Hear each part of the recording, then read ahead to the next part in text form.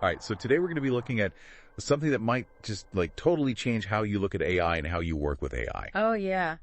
So we're going to do a deep dive into this blog post Yeah. that uses the TV show Suits as like a framework for how we interact with these AI copilots that are, increasingly part of our lives. Right. And it's really fascinating how this show, which, it premiered back in 2011. Yeah, a while ago. Really seems to have predicted this whole dynamic. It's Harvey Specter and Mike Ross, a premonitory human-AI copilot relationship. By Jose Rosales. Yeah, and it's really interesting because it kind of presents Mike Ross, this guy who's, incredibly bright but never went to law school, as this sort of organic AI model. Right. And that term is really interesting because it highlights all of Mike's inherent abilities, like his photographic memory, his crazy fast information processing, and his analytical skills. Yeah, those are all the things we're looking for in AI. Yeah.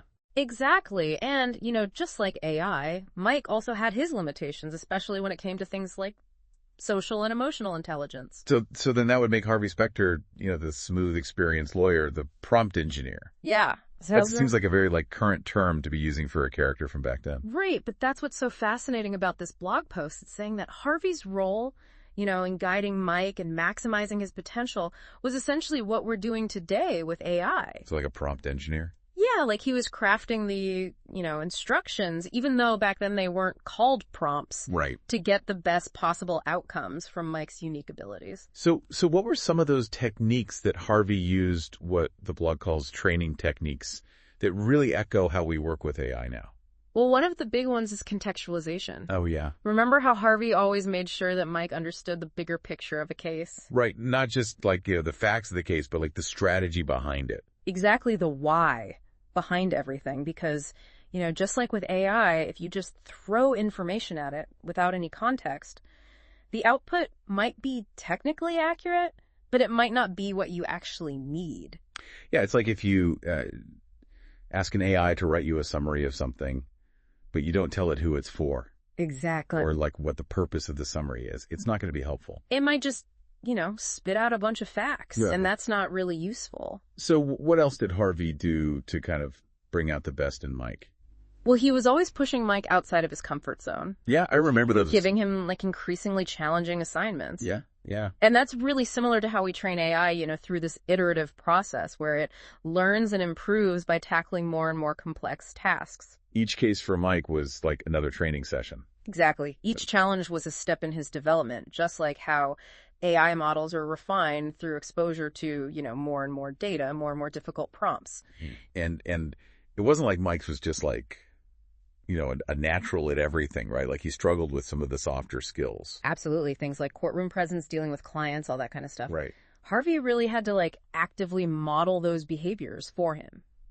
Teach him the social nuances of the legal world. That's such a good point, because it shows how we still need that human oversight with AI. Oh, absolutely. We need to make sure it's operating ethically and with, the right social awareness, because those aren't things that are just built into the technology. Yeah, AI can't just learn those things on its own. Right.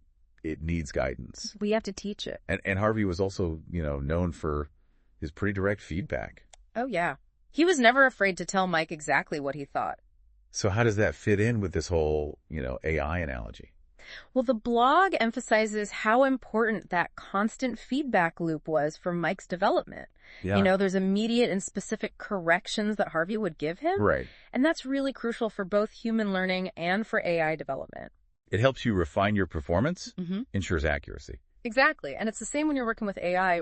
Providing that clear feedback on its outputs is so important for getting better and better results. So basically, this whole blog post is saying that the relationship between these two characters on Suits was like an early glimpse into how humans and AI would eventually be working together. Yeah, that's the core idea, that Mike Ross, with all his amazing abilities and, his areas for growth, was kind of like a precursor to the AI we have today. A powerful tool that still needs a skilled human to really, unlock its potential. To guide it. So the big takeaway is that, AI, just like Mike, isn't about replacing us. It's about making us better. It's about this partnership, this symbiosis between human and machine. And what's so cool is how, a TV show can actually give us this, relatable framework for understanding all this complicated stuff that's happening with AI. It makes it much easier to grasp these fundamental principles of effective human-AI collaboration. So if you're listening, think about it. How can the way Harvey mentored Mike inform the way you approach AI? How can you be the best prompt engineer in your field? It's definitely something to think about. Food for thought. Thanks for taking this deep dive with us. See you next time. Bye.